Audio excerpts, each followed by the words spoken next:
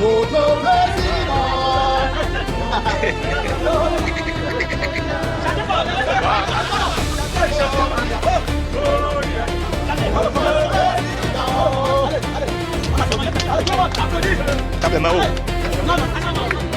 Séquence électorale, c'est-à-dire que ceux qui ne devraient pas être là sont là, ceux qui devraient être là ne sont pas là, sont chassés.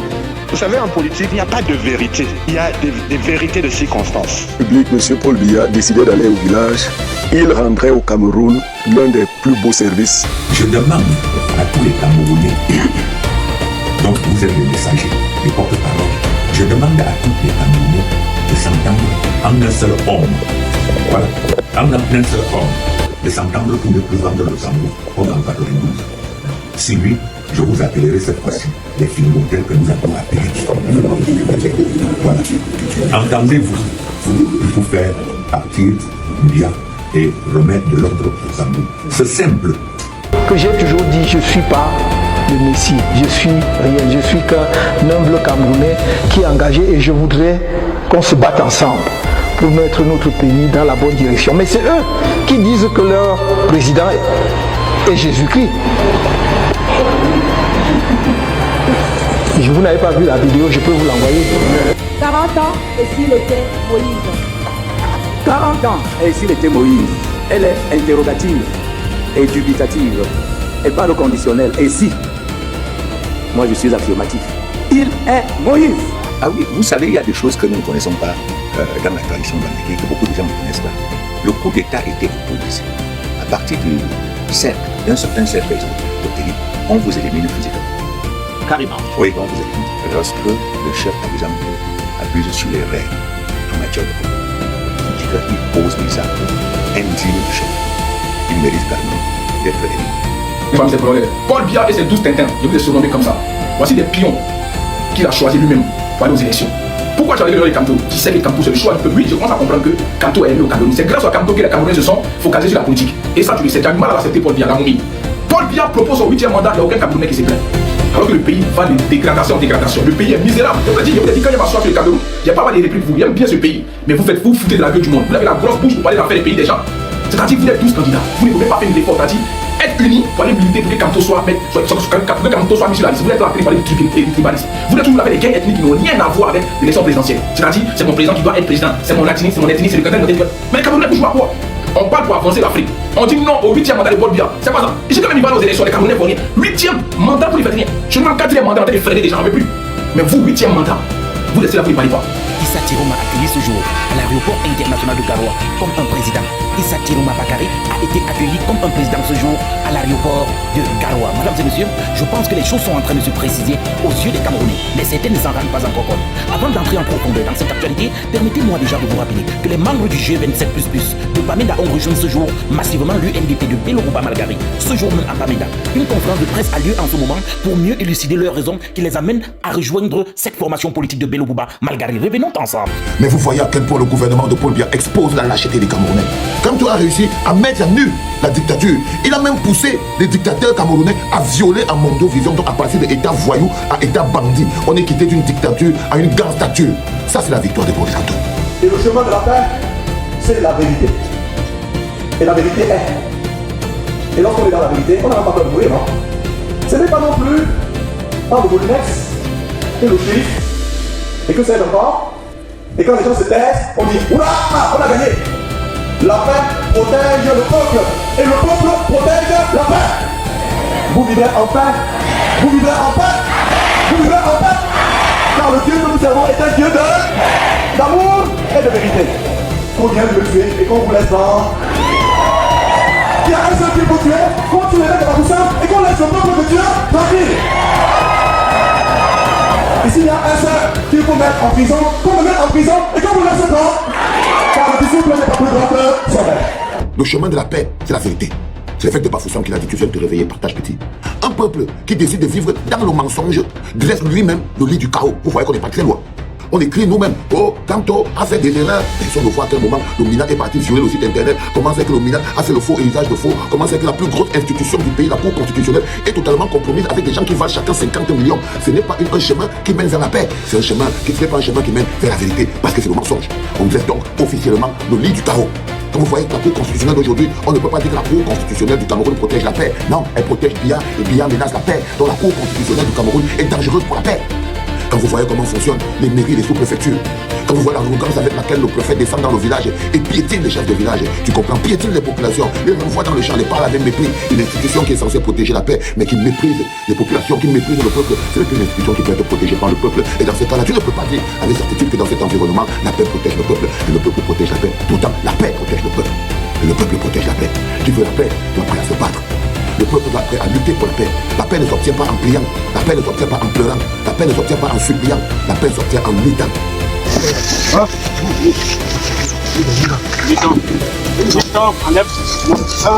Donnez-moi ça. Tout ça, là, vous devez prendre parce que la loi reste la loi.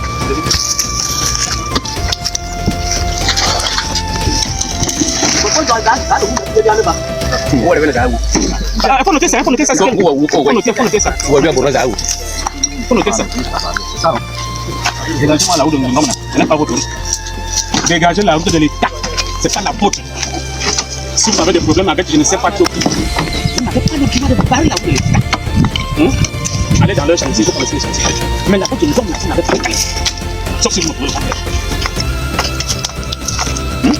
Tu ignores là où leur chantier se trouve là-bas. Comme chantier, ne me parle pas, votre homme là. Ne parle pas. Vous n'avez pas qualité ma sécurité. Je suis dessus de vous. Je suis dessus de vous. Vous parlez la route de la voie publique de l'État. Non, non, non, non. C'est la voie qui est insusceptible d'appropriation privée. Ça fait mieux à Minda de bloquer le compte. Voilà.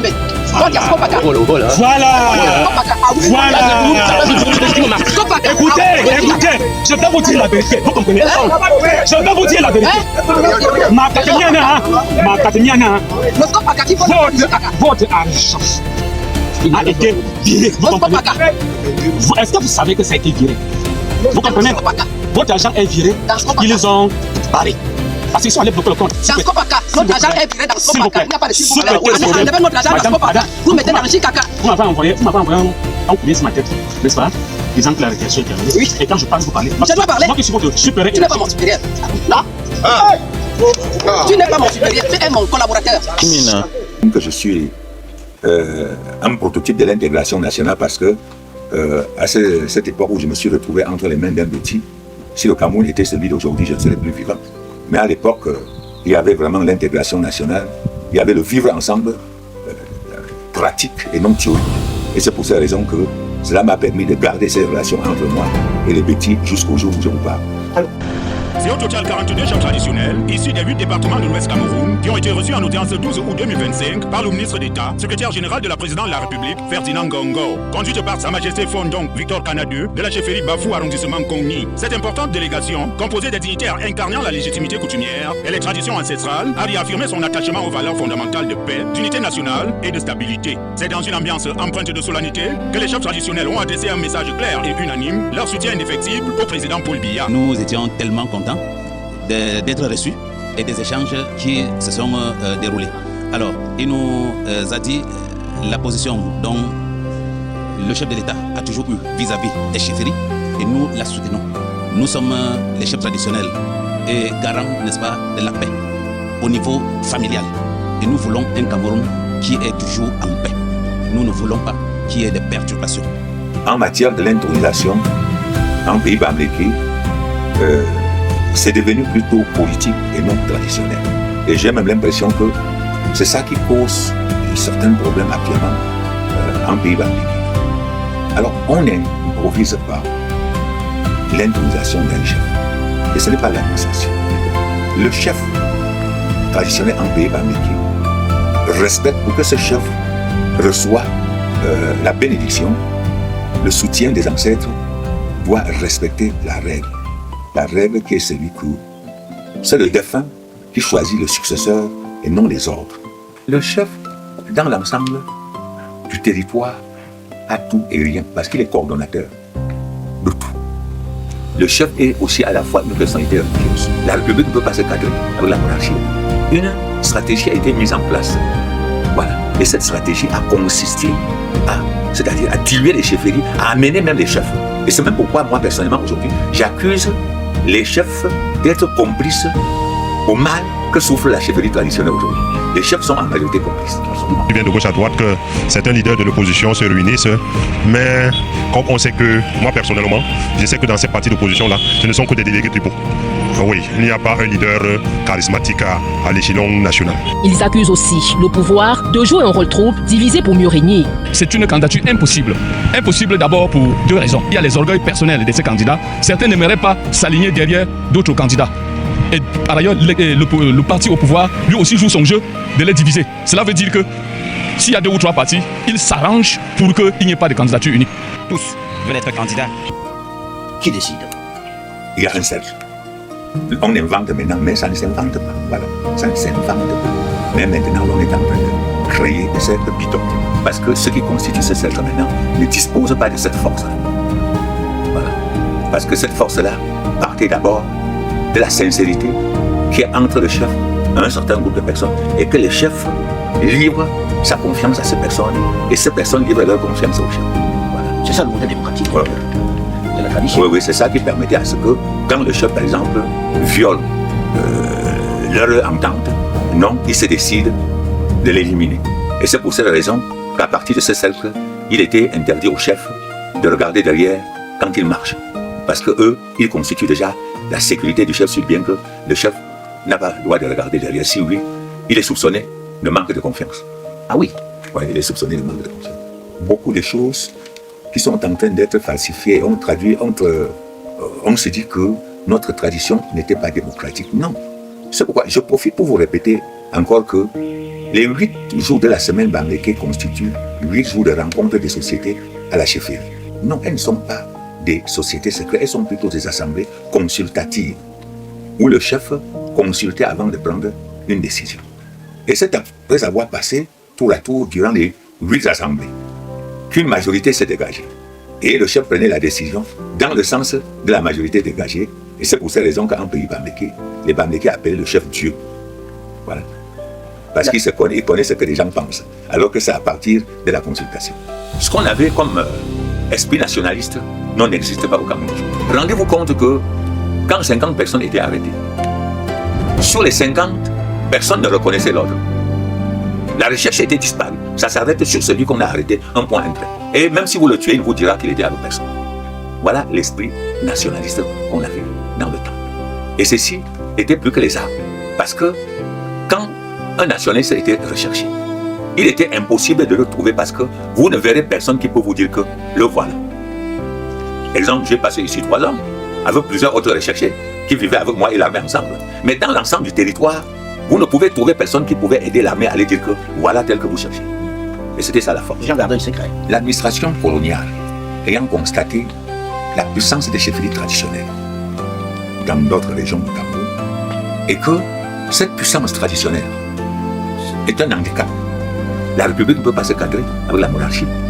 Et c'est même cette idée qui a continué à créer les chefferies des premiers, des deuxièmes, des troisièmes catégories pour enfin les diminuer comme ça à la nature.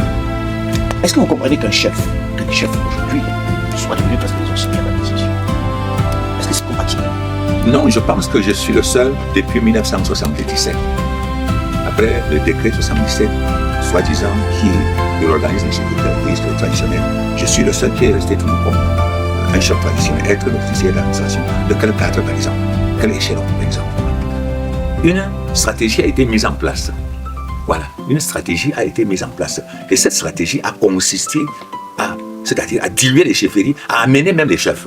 Et c'est même pourquoi, moi, personnellement, aujourd'hui, j'accuse les chefs d'être complices au mal que souffre la chefferie traditionnelle aujourd'hui.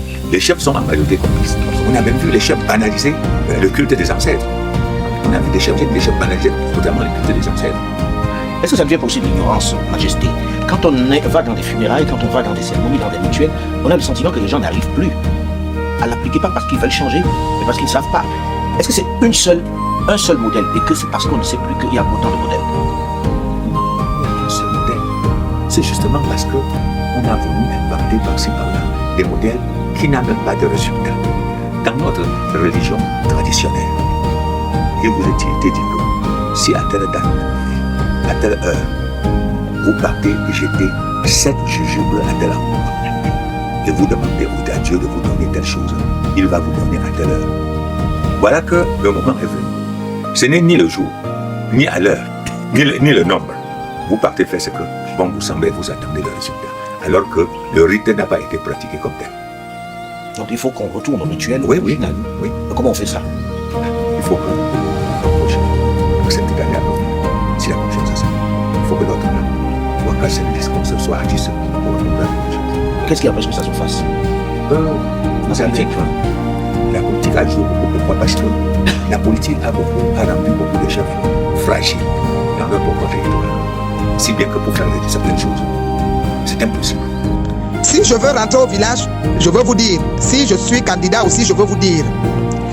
Et nous tous, les Camerounais de la diaspora, ainsi que ceux qui sont à l'intérieur du Cameroun, jusqu'à l'heure actuelle, le président n'a jamais ouvert sa bouche pour dire qu'il est candidat à une élection quelconque, surtout cette élection du 12 octobre 2025. Le président Biya n'a parlé à personne.